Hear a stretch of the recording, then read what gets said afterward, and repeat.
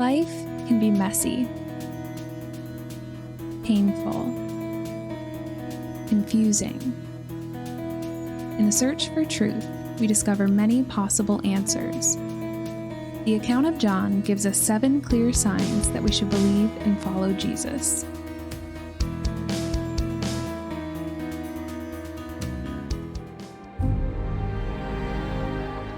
Today we're continuing this series on signs, and the sign we're looking at today involves vision. And vision is really important in life. I was telling Simon that I was going to preach on this, and he was like, you got to at least make some joke about yourself. So for those of you who know, like I've struggled with vision problems really almost all my life. I had an injury when I was 3 to my right eye, and so I'm legally blind in that eye, and then I had a parasite affect my good eye, and so like the vision has been a big part of my life and struggling through with low vision, and really God has helped me to follow him and through that whole experience. And so the account that we're looking at today like ties in perfectly with that.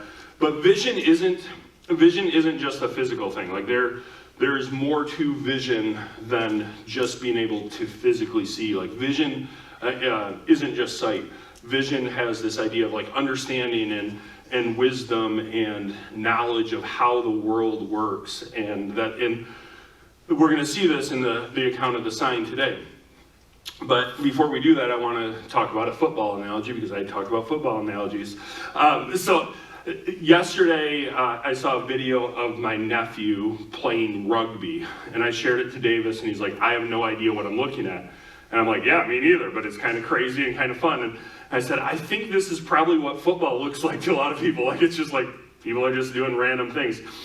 One of the least favorite things that I hear when I'm like sitting in the stands at a football game or on a sideline coaching, is just people will yell, and you guys hear, when I say it, if you've ever been to a football game, you'll have already heard this.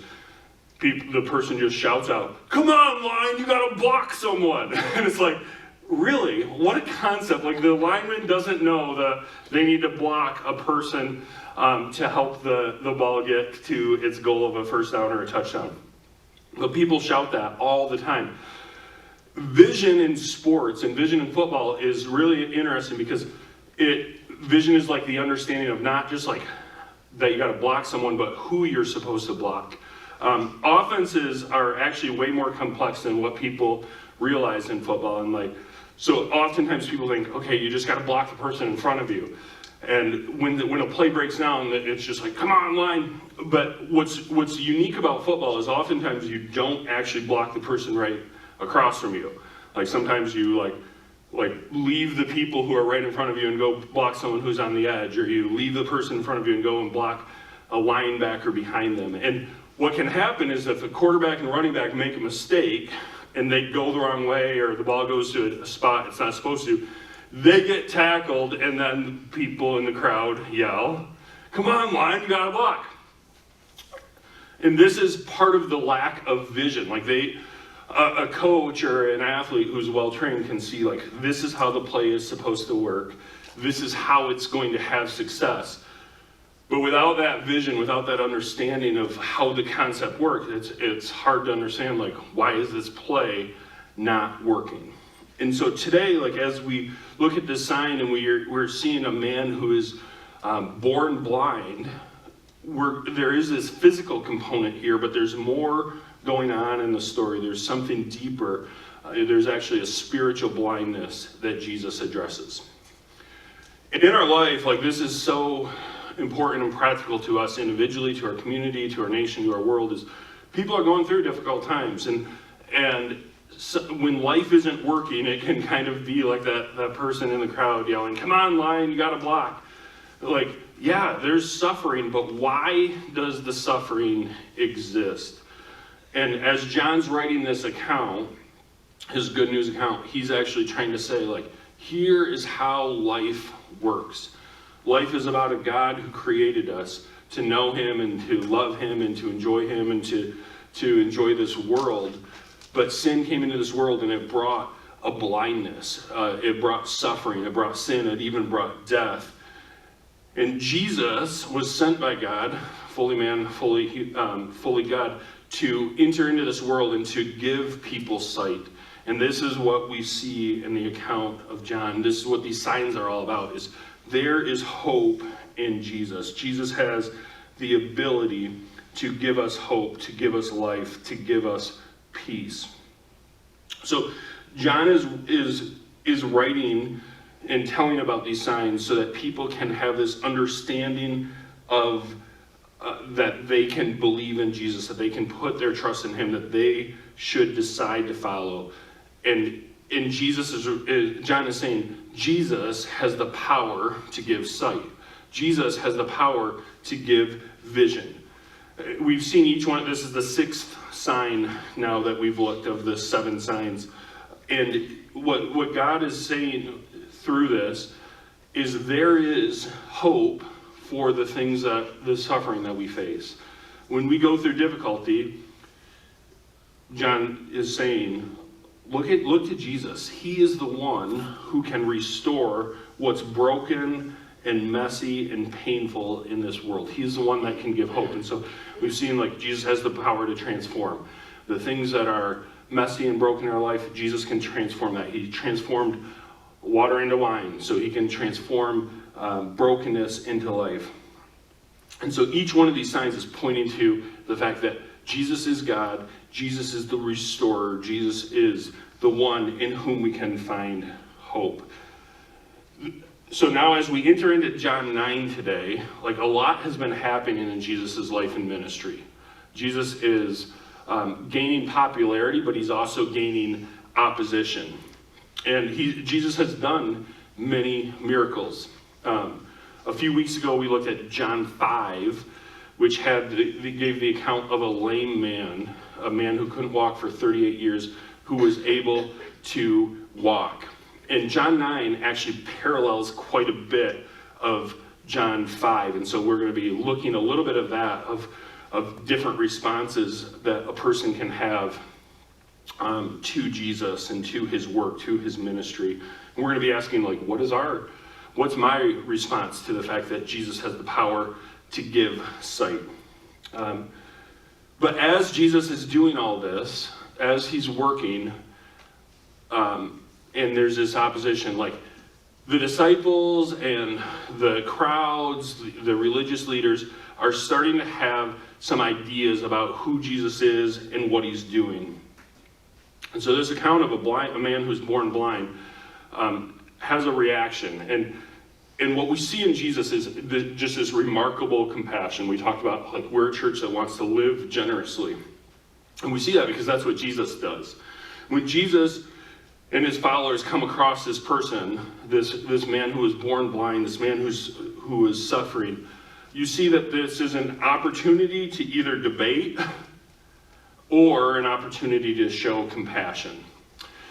As we'll see in this account today, it begins with seeing a man who's deep in his suffering, and some people just want to talk about, where did this suffering come from? Why is this person suffering? And Jesus kind of steps beyond all that and says, let's talk to this person. This isn't a time to look at big theories. We need to help someone. And as we talk about the shutdown, the government shutdowns right now, people want to talk about which party's right, which party's wrong. What Jesus would do and what we should do is step in and actually help people who are suffering. So looking at this account today, this is John 9, 1 through 5. As Jesus, went along, he saw a man blind from birth. His disciples asked, Rabbi, who sinned, this man or his parents, that he was born blind? Neither this man nor his parents sinned, said Jesus, but this happened so that the works of God might be displayed in him. As long as it is day, we must do the works of him who sent me. Night is coming when no one can work. While I am in this world, I am the light of this world. I am the light of the world. So Jesus is going along. He sees this blind man, and the disciples ask, why is this man in this condition?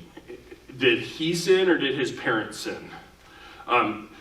And there was a lot of debate at that time of like where suffering came from, and we need to understand this man was deep in suffering. To be blind in that day would mean he wouldn't be able to work, and it's important to remember that this time in Israel's history, they're under Roman rule. They're oppressed. Like this would be a time where the economy's really bad. And so this man's meant to beg, much like the lame man that we talked about in John 5. Like this time when a person wasn't physically able to work would mean that they're reliant and dependent on others. And when others were struggling, they wouldn't be able there would not be access to receive compassion from others. So this man is deep in suffering. And so it's important to remember that. It's also important to note that in that time, there's reason from the Old Testament to think that a person would suffer from the sins of their parents. Exodus 34 talks about like the sins of a person will be passed on to the next generation and the next generation, to 3 generations, or to the grandkids. And so the disciples are saying, like, is this man blind because his parents sinned? And that was a question that has some biblical merit. There was also theories, not necessarily in the Old Testament, but in the scriptures that the texts that the religious leaders would debate about between the end of the Old Testament and the New Testament, where people would say that this man, a person like this man, would have been suffering because of the sins while he was a baby, or even like a pre-existent state. So even before he was born, so it's like he did something even before he was born that would cause him to have sinned. And there were a lot of theories about that. And so the disciples are trying to say, like, let's learn about suffering, like kind of from this intellectual level. And Jesus is like, no, that's not the point. The point is there's a man who's suffering right in front of us. And so he says, no, this man isn't born blind because of his sin or his parents' sin. And so it's important to remember, like, the reason all people suffer is because sin came into this world. But Jesus is saying, this isn't because, in this case, it's not because of his sin. If you remember from John 5, the man who was lame, after he was healed, Jesus said to him, stop sinning or something worse might happen. So his suffering actually was because of sin. In this case, Jesus is saying, nope, this man's not blind because of an individual sin. Instead, this man was allowed to be blind, not caused to be blind, but allowed to be blind because the work of God might be displayed through him. So sin causes suffering. So this world is not the way it's supposed to be ever since Adam and Eve sinned. So people are born with blindnesses. People are born with different types of suffering. And Jesus has come to fix that. But look at this. It says this. This happened so that the works of God might be displayed in him. Like God's saying, Jesus is saying, I want to do something in this man that will show the goodness of God to all people. To us, we should be asking this question. What am I willing to suffer through, to go through, in order that the works of God might be displayed to all people? Because Jesus wants to do something big in our lives. Jesus wants to show people the goodness of God.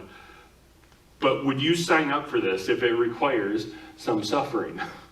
Like, God can use our suffering, our brokenness, so that others can see the goodness of God. Like, that doesn't always mean that that's like an easy thing for us. Sometimes there's pain and difficulties in this.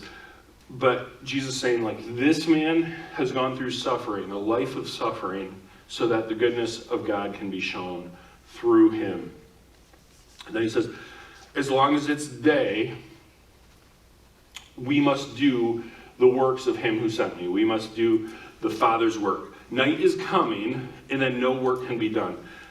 Like Jesus is saying, there's an opportunity for me to do some good works. There's an opportunity for me to end suffering. There's an opportunity for me to show the goodness of God. As his followers, this is true for us. As a church, this is true for us. As long as it's day, we have an opportunity to show the goodness and love of God to a world around us. But night is coming. And so the takeaway here is like, we've got to lean into the moment. We've got to lean into our opportunity. We've got to use the time that we have. We've got to number the days that we have. Pay attention to the length of our days. Because there is a moment where no more work can be done. Where we can't help people find Jesus. But then he says this thing, like we've been tracking the 7 signs, and then also looking at the 7 I am statements. And here, an I am statement is right here. Jesus says, I am the light of the world. While I'm in this world, I'm the light of the world. I'm the creator. I'm the one who gives life. I'm the one who gives hope. Jesus is the goodness that the world needs to see. That's why we live generously. That's why we look outward as a church, because we exist to help people find this hope. In the chapter before this, Jesus actually said this I am statement as well, and he adds a little bit. So I want you to look at this from John 8:12. When Jesus spoke again to the people, he said, I am the light of the world. Whoever follows me will never walk in darkness, but will have the light of life. When Jesus says, I'm the light of the world, he's saying, like, I am the one who gives vision and understanding and knowledge to the world. When we look around the world and we see suffering and brokenness, we see life not going the way it should, we have this understanding. This is why we live in a dark and broken world, a world that's under the curse of sin. But Jesus has entered as the light of the world to restore and to change and redeem. Like we can understand, like just like a football coach or a player would understand why a play is not working. We as Jesus followers understand suffering. When an atheist or an agnostic says, how can this world be so evil if there's a good God? The Christian worldview actually says, why would there be so much evil if there wasn't a good God?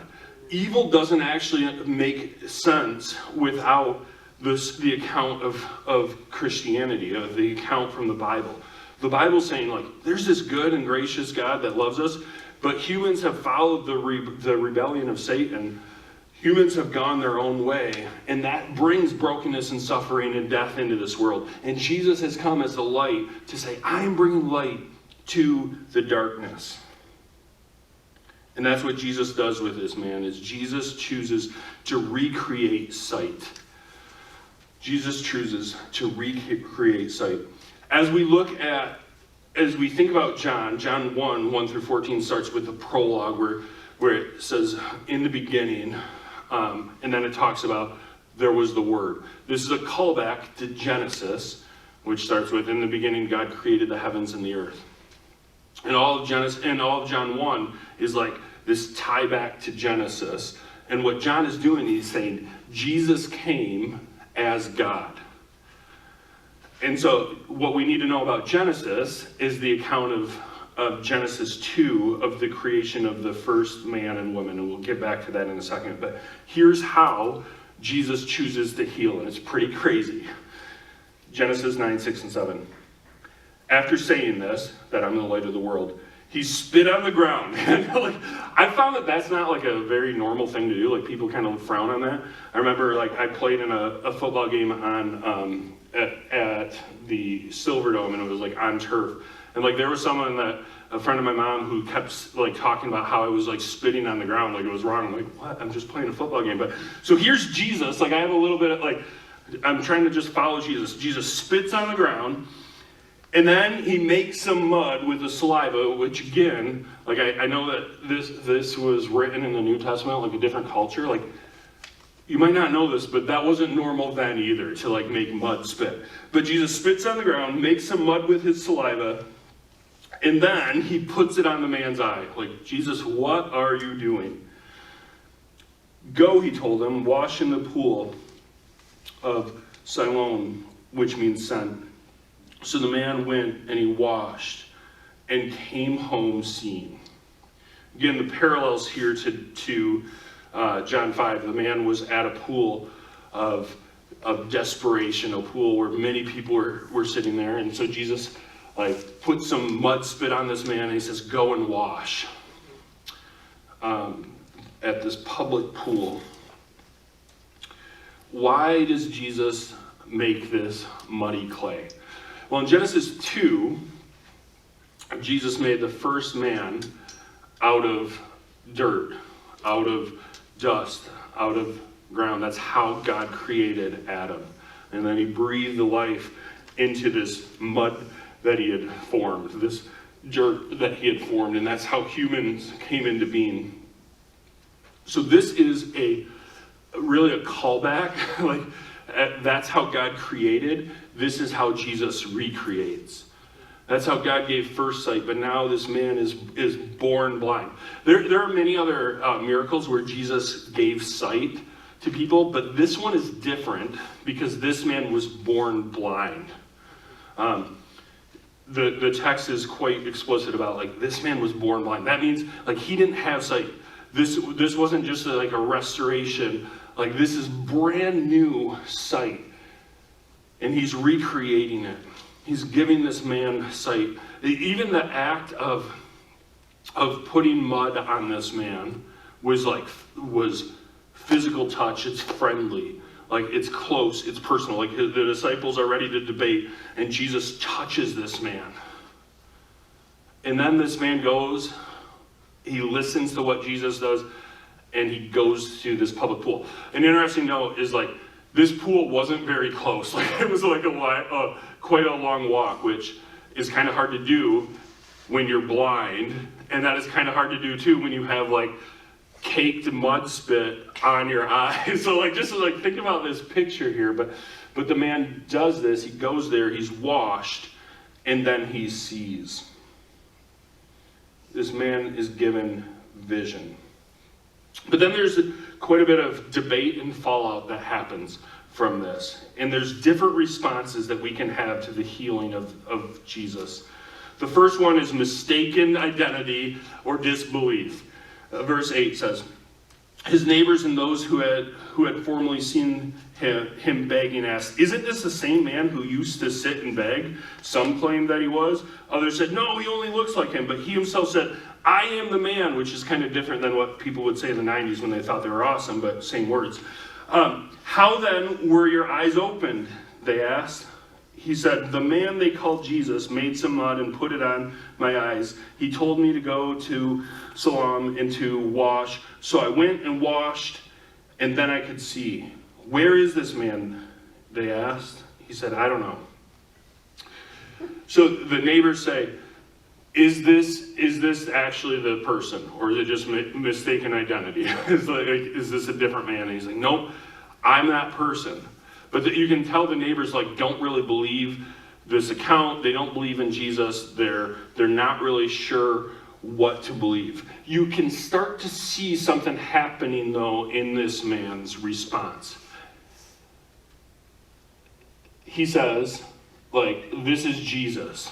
That's the person. That's all I know. Like, he's just meeting Jesus. And as the story goes, we're going to see that not only is his physical sight restored, but he's starting to have new spiritual sight. He's starting to understand who Jesus is. Faith is developing. There's a second response to Jesus that's in this story. The second response is that Jesus is not from God. And sometimes when we look at the work of God, some people say, Jesus isn't from God. They reject him. They say that the message of Jesus is not one of love. And we see this starting in verse 13. The neighbors were confused, so they brought him to the Pharisees, the man who had been born blind. Now the day on which Jesus had made the mud and opened the man's eyes was a Sabbath, which, if you remember, Jesus healed the lame man in John 5 on a Sabbath, which you can already see where this is going. The Pharisees are going to be mad because Jesus is apparently a mud maker. Like that's the work that he's doing, is being a mud maker, which we don't really know that's a thing, but apparently they're like, nope, you can't make spit mud on the Sabbath. Therefore, verse 15, the Pharisees also asked him how he had received sight. And the man said, he put mud on my eyes, and I washed, and now I see. Some of the Pharisees said, this man is not from God, for he does not keep the Sabbath. But others asked, how can a sinner perform such signs? So they were divided. I think it's interesting to look at, think through who are some of the Pharisees that say, how could a sinner do a sign like this? It's probably like Nicodemus, who's investigating Jesus to see if he's actually the Messiah from God. It might even be Joseph of Arimathea. Like there's some Pharisees who are trying to seek after Jesus and beginning to follow Jesus. And so when it says some of the Pharisees said, how can a sinner perform such things? They're probably starting to believe in Jesus too. Another thing to note here is they say, how can a sinner perform such signs? Right? We're on the sixth sign. The Pharisees, the religious leaders, are keeping watch, keeping account on Jesus. And some are starting to follow Jesus as well. Others are ready to kill him and are not believing him. Verse 17, then again they turned to the blind man, and he said, What have you to say about it? What have you to say about him? It was your eyes that were opened. And the man replied, he is a prophet. The interesting thing about that is that he's starting to kind of believe the second group of Pharisees who are saying a sinner couldn't perform such a work of giving sight to a blind. This has to be from God. If a prophet is one who's doing the work of God. In the Old Testament, if a prophet needed to heal on the Sabbath, he could, and that wouldn't be against God's word. So you can see, in this, at first, with the interaction with the neighbors, this man's like, Jesus healed me. I don't really know who he is. Now he's saying, I think this Jesus is actually from God. There's some growing and developing faith here. Maybe this is your story. Maybe it's someone you're sharing with. When a person begins to follow Jesus, not like they're immediately all there. The steps of faith are a process. The idea of getting spiritual sight is sometimes a slow step-by-step process. And we can see this man starting to have more faith. But you also see that some people reject Jesus. There's a third response, which is also indifference. Sometimes when a person sees what Jesus is doing, they're like, I don't really believe this. And this is what happened with the parents. Verse 18. They, the Pharisees, still did not believe that he had been blind and had received his sight until he had received sight until he sent for the man's parents. Is this your son? They asked. It is the one you say, is this the one who you say was born blind? How is it now that he can see? The parents want no part of this. We know he is our son, the parents answered, and we know that he was born blind. But how he can see now, or who opened his eyes, we don't know. Ask him, he's of age. They're like, we're passing the buck. We don't want to get into this argument. He will speak for himself.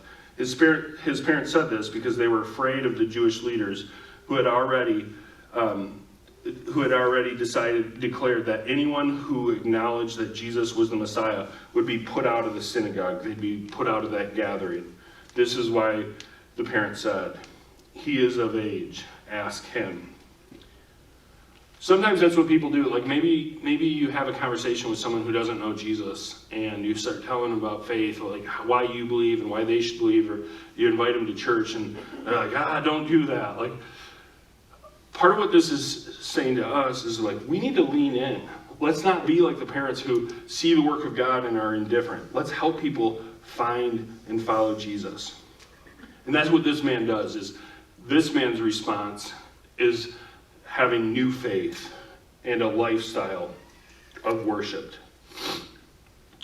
Verse 24 says this about the Pharisees. As a second time, they summoned the man who had been born blind, and they say, "Give glory to God by telling the truth." They said, "We know this man is a sinner." He replied, "Whether he is a sinner or not, I don't know. One thing I know, I was blind, but now I see." He's like, man, I don't know who Jesus is. I don't know everything about him, but he changed my life. And when we come into an encounter with God, like that's what Jesus does, is it brings transformation and life and joy to us. You don't necessarily have to know everything about Jesus to follow him. You just know, man, he's changing my life. He's giving me hope. He's helping me to see again. Verse 26, then they asked him, "Why did he do this?" Or, "What did he do to you? How did he open your eyes?" He said, "I've already told you this, and you didn't listen. Why do you want to hear it again? Do you want to become his disciples?" He's being a little bit sarcastic here. He's getting tired of this. Then they hurled insults at him, and he said, "You are this fellow's disciple. We are disciples of Moses. We know that God spoke to Moses, but as for this fellow, we don't even know where he came from." And this man is now like, now that's remarkable. You don't know where this man came from, yet he opened my eyes. He gave me sight. He's like, this has to be from God. Verse 31. We know that God does not listen to sinners. He listens to the godly person who does his will. Nobody has ever heard of the opening of a man born blind. Like, there's this power here that Jesus is one who can recreate. This sign shows so clearly that Jesus is from God. Verse 33, if this man was not from God, he could do nothing. Then they replied, "You were steeped in sin at birth. How dare you lecture us?" And they threw him out. Like, they're agitated by this man. They're frustrated with him and they kick him out. And sometimes when we tell people about Jesus, we get this response. But you can see that this man is starting to believe. Like, the further they push against him, it's like the sight's coming and he's understanding more and more. He's like, no, I know that Jesus is the Messiah. This has to be from God. But then Jesus finds us and he gives us sight, just like he finds this man and gives us sight. Again, remember in John 5, the lame man, Jesus went and found him after he was healed. But the man rejected Jesus. He actually goes to the Pharisees and tries to get Jesus in trouble. In this account, Jesus goes and he finds this man after he's healed. Verse 35. Jesus heard that they, the Pharisees, had thrown him out. So he went and he found him. And he said, "Do you believe in the Son of Man?" "Who is he, sir?" the man asked. "Tell me so that I may believe in him." And Jesus said, "You have now seen him, and in fact, he is the one speaking to you." The man said, "Lord, I believe." And he worshipped him. Jesus said, "For judgment I came into this world, so that the blind will see, and those who will see will become blind." Jesus entered into this man's life. Jesus found him. Just like with the lame man, Jesus doesn't want to just help this man walk. He wants him to walk with God. Jesus doesn't want this man just to see. He wants him to see spiritually. Jesus doesn't want to just like fix our life or make us better. He wants to save our life and he wants to transform us. That's what God wants to do in our lives. Sometimes we come to Jesus and we think, oh, just improve my life, help me through this situation. And Jesus' plan is different and bigger and better. He's saying, I want to show you how this world works. This is why Restore Church was started. This is why we exist, is we want to be people that say, God has given us sight. We want to be a place where people can come even when they're spiritually blind, so they can seek God even with their doubts and their questions and their confusion, and that they can ultimately receive sight, that they can receive vision, that they can understand who God is. That's what God wanted to do in this man's life. This is what he did in this man's life. He showed us that there is hope in Jesus. Jesus has the power to give physical and spiritual sight. That's what he does. That's what he did 2,000 years ago. That's what he does today. So I'm wondering, what is your response to Jesus? Do you believe him? Are you indifferent to him? Are you someone who says, like, I don't think this is from God? Or are you someone who believes and worships? Every person has to decide what their response is. When we see the work of God, I just encourage each one of us to be like this man who was blind but now sees, and give our life fully to him. Don't just ask Jesus to make your life better. Like, understand that Jesus wants to transform your life. He wants to change your life. He wants to give you a new and better life. That's what spiritual sight looks like. And when we see this account, we also have to understand that Jesus is giving us a moment. He's given us an opportunity where light can come into this darkness. We don't always have that opportunity. It doesn't last forever. And so we need to lean into the moments. We need to look at who are our neighbors, who are our friends, who are our coworkers, who are the people in our life that we have the opportunity to share the good news of Jesus. We need to lean into that moment so that others can receive the sight that we've been given. This is who Jesus is. This is what he does. This is why we exist as a church. I'm going to pray, and then Simon's going to lead us in communion as we worship. God, we thank you so much for this day. We thank you for the sight that you give us. We thank you for the hope that we can find in you. Lord, I just pray for each one of us that you will help us to respond with faith, with new faith and worship, that we will live a life where we help others find the same hope and healing that's in you. We pray this in your name. Amen.